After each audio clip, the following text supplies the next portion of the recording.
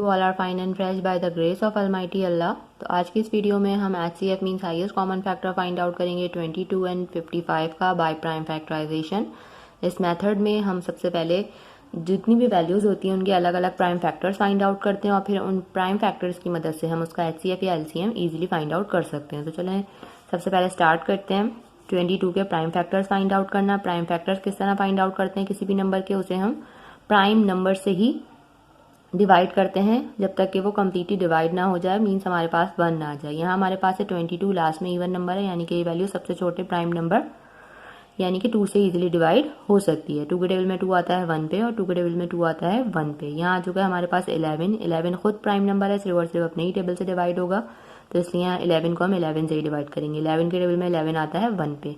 ये value completely divide हो चुकी है। जो नेक्स्ट वैल्यू है हमारे पास वो है 55 और 55 के लास्ट में 5 यानी कि ऑड नंबर है, इसलिए ये पॉसिबल नहीं कि ये वैल्यू 2 से डिवाइड हो सके।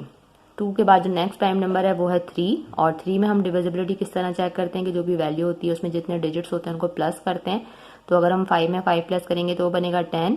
3 का मल्टीपल नहीं है, इसलिए ये वैल्यू 3 से डिवाइड नहीं हो सकती। उसके बाद जो नेक्स्ट प्राइम नंबर है वो है 5 और ये वैल्यू बिल्कुल 5 से डिवाइड हो सकती है क्योंकि इसके लास्ट में है 5 और 5 का डिविजिबिलिटी रूल आपको पता है कि जिस वैल्यू के लास्ट में 5 या फिर 0 वो वैल्यू 5 से इजीली डिवाइड हो सकती है।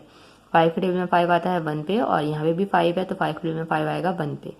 ये आ चुका है 11 आपको पता है प्राइम नंबर है, 11 को यहाँ हमें 11 से ही डिवाइड करना पड़ेगा। 11 के टेबल में 11 आता है 1 पे। इन दोनों के हम प्राइम फैक्टर्स जो है वो फाइंड आउट कर चुके हैं। अब इन प्राइम फैक्टर्स की हेल्प से हम इसका HCF इजीली फाइंड आउट कर सकते हैं। वो किस तरह, सबसे पहले हम प्राइम फैक्टर्स लिखेंगे 22 के जो हमारे पास आए थे यहाँ 2 मल्टीप्लाई बाय 11 और इसी तरह हमारे पास 55 के जो प्राइम फैक्टर्स आए हैं वो हैं 5 मल्टीप्लाई बाय 11। अब हमारे पास हमें देखना है कि कितने पेयर्स बनते हुए नजर आ रहे हैं। ठीक है, HCF फाइंड आउट करने के लिए हमें देखना है कि ऐसे कौन से प्राइम नंबर्स हैं जो कि 22 में भी हैं और 55 में भी हैं।